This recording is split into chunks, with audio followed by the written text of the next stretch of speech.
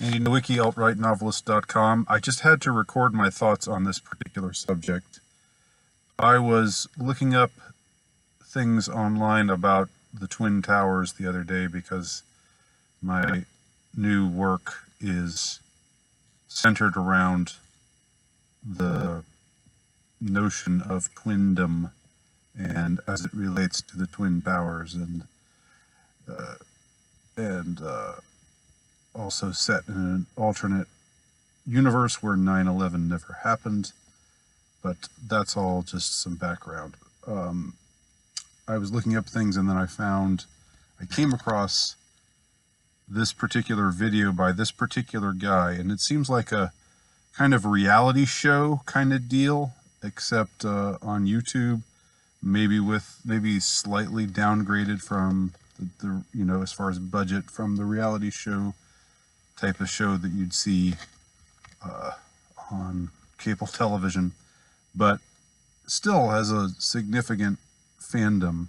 This is a video from October of 2016, which has over 1 million views, and the name of the YouTube channel is Eric Conover. I guess that's the name of the guy here that we're about to meet.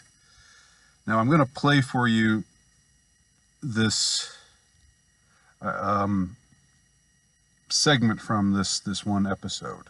Again, I came across this when I was looking up stuff about 9/11 and the World Trade Center, and I came across a video of this guy, Eric Conover, who's a good-looking, rich, handsome guy from New Jersey, I guess, from the New York area, and he has this very pretty girlfriend, and they're talking about going to the top of World Trade Center 1, the new World Trade Center. So that's the transition, how I first came across him. And so then that was in 2015, and then a little while later, 2016, there's this video, Why We Broke Up. And so now, midway through the video, this guy's leaving Manhattan, and he's giving an account of what happened between them. And let me play just a little bit of this for you. My dad, there's no real easy way to do this, and I don't want to film a bunch of takes doing this. I wanted to just make this clip, and I probably shouldn't have waited to come to JFK to make this, because for the past 30 minutes, I'm not gonna lie, I've been looking for a spot in the airport to make this video where there's no one around, where I can just kind of look at a wall or something and not be thinking about people around me or anything like that. I told myself that I'm not gonna get really emotional when I say this, and that's bullshit. I'm gonna feel whatever I feel, and whatever happens. But 4 years ago today, a 22-year-old guy and an 18-year-old girl met, and they went on a date, and airport. Like I was saying, 4 years ago exactly on this date, a 22-year-old guy and an 18-year-old girl met, and they went on a date, and they became best friends. And then right after, shortly, they moved to New York City, and they had so many dreams moving to this city, and so many hopes. And they went through the hardest years of their lives together. I can say that without a doubt. The hardest years of my life, and obviously I'm talking about you, Jess. We spent them together here in New York, right over there. I'm actually looking at a view of the sunset way, way off in the distance, and I can see the Freedom Tower. And it's crazy too, even coming in over the bridge, I'm just looking at New York, and I'm like, man, you take it for granted when you live here sometimes, but this city is the fucking city of dreams. I'd be lying if I said that I didn't want to leave this terminal right now, get in a taxi, head back to New York City, and just stay in the city. But I need to get away. I have to go on this trip. When we moved to New York City, we were in that tiny apartment, just the two of us, and we were so scared, and all we had was each other. 4 years later, we more or less have pretty much achieved our dreams, but we lost something really important in the process, and I just want to announce to everyone who has supported and watched these videos and just been there. You've been there for us. Jessica and I have mutually decided to break up and end our relationship. We've been broken up for a good amount of time now. We are still very. Jess is my best friend. That's something amazing to know, that you have your best friend. You met your best friend in life. I wish nothing but the best for you, Jess, if you're watching this, because I know you wanted to watch this. We were going to sit down and do it, but I wanted to just do it and talk about it. I wish nothing but the best. I know that you're going to keep killing it, and you're going to keep being on TV and in magazines, and I'm so excited for your life right now. It's amazing. And when you break up with someone, the first thing that you do is not go and pick up a camera and talk about it. You need time. I just want to say one thing, because the whole reason for even making this video is to hopefully help someone watching it. That's what I was thinking, because I don't think I was going to announce this. I didn't feel like I needed to talk about it, but I did. And this is very therapeutic to even just talk about this freely. I would be lying if I didn't say that YouTube and daily vlogging, or almost daily vlogging, was a big reason why we grew apart. I am warning anyone, any couple who has ever thought about picking up a camera and filming your days every single day, do not do it. Don't do it.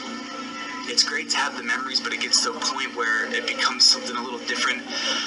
Don't do it. Keep your memories to yourself. Keep your personal memories in a hard drive that you can look at. Like I was saying, Jessica and I are not enemies. We are, if anything, our relationship is the best it's been since we met 4 years ago. And I hope that everyone watching continues to support her and support these vlogs. Wherever direction this may go, have a trip. Okay. What do y'all think about him? To me, all of that just sounded very rehearsed. It sounded very contrived. It didn't sound from the heart, like it was. It sounded like it was calculated to sound like it was coming from the heart. And of course, there are other things that are, I mean, the entire shtick of it just makes me groan. And there are other things about it too. This whole, we're better friends than we ever were. And I want nothing but the best for you, Jess. And other little things that he says that, again, in this case, don't strike me as sincere, but strike me as additionally pathetic. So his overall presentation just seems like he's trying to come across a certain way, trying to get certain ideas, certain emotions conveyed, and like he's doing it for the camera, and all the while he's saying, well, don't, this is what comes of our relationship couldn't last because of, even though we're better friends than ever, we're still close, she's still my best friend, but this all happened because we recorded ourselves on YouTube, so don't do that. But here I am recording myself on YouTube, talking about it. It just doesn't strike me as sincere. And worse than that, it strikes me as calculated. I mean, people can be insincere all the time. They can not really mean something, but when they make an effort to calculate it a certain way, to try to come across a certain way, to present themselves a certain way, to get maximum effect from the audience, that's annoying. And also this sort of kiss up to the girl who obviously jilted him is additionally annoying, in that he's trying to score he's trying to score points with his female viewership by saying, I don't know, by seeming unbitter about it. Just nothing about this douche strikes me as real at all. And yet, at the same time, this guy, this video, and I never heard of him before. Before this search that I went on, just accidentally came across it, which happens a lot. It's interesting. These things like this happen online, you come across things that you wouldn't have been aware of otherwise. So you've got predominantly young women saying, loved how honest this was. His eyes can't lie. I know he is hurting, but I have a feeling that Eric at some point will come out to the rest of his fans. Okay, so there's somebody who says he's gay. I can clearly see the sadness in his eyes, but that was a guy. Most of these are girls. And they don't think he's gay. Damn, this was the most beautiful breakup video. I'm stunned. Another girl. This is hands down the only time I can say I wish this was quick clickbait. The title is Why We Broke Up. So they wanted it not to be true that they broke up. Good men do exist. Wow. Again, these are all young girls. To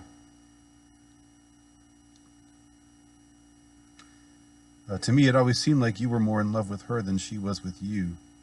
I'm sorry things ended, but I'm so happy you are keeping positive, that you still remain friends. I was hoping this was clickbait. Okay, I'm crying now.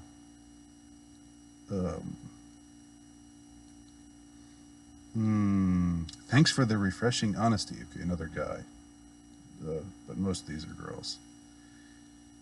Let me see if I can find any other good ones. So he's on his way to the Maldives here, flying out. This poor guy, you know, made his dreams come true in Manhattan, has got a million views on this particular video and other videos. So he's, you know, successful, rich, good looking, but all these young women, their hearts are just going out to him, this poor guy.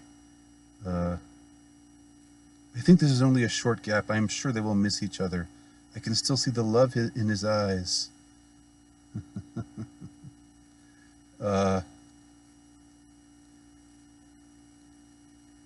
Okay. I'm so sad because you and Jess were so perfect. Okay. I mean, I don't know really what I'm trying to say here.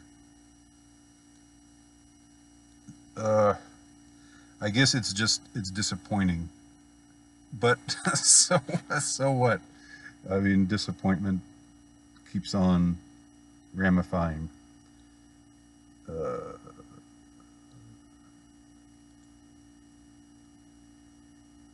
Yeah, so other comments from girls saying things like that they're sad, and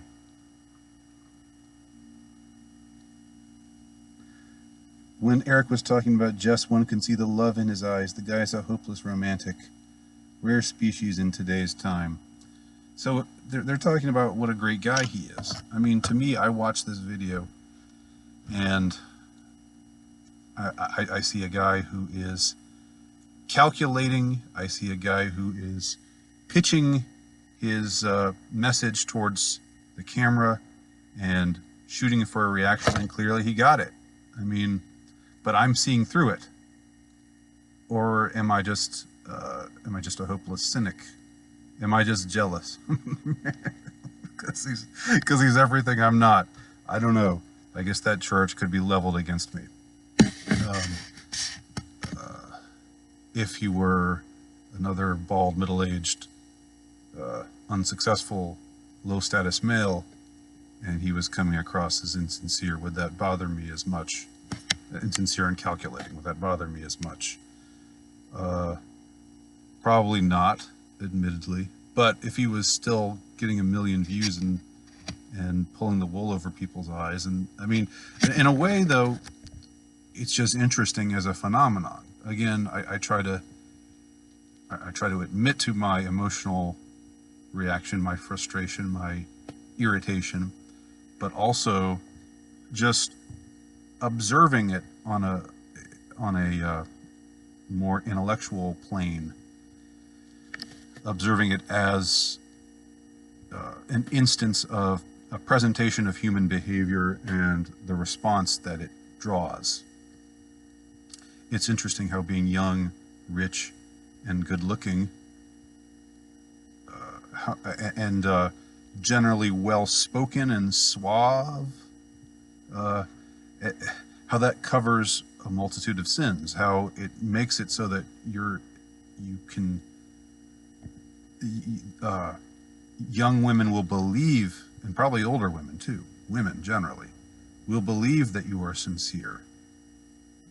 They will see past it, and you'll come across as bitter if you say what I'm saying here, that this guy's a douche.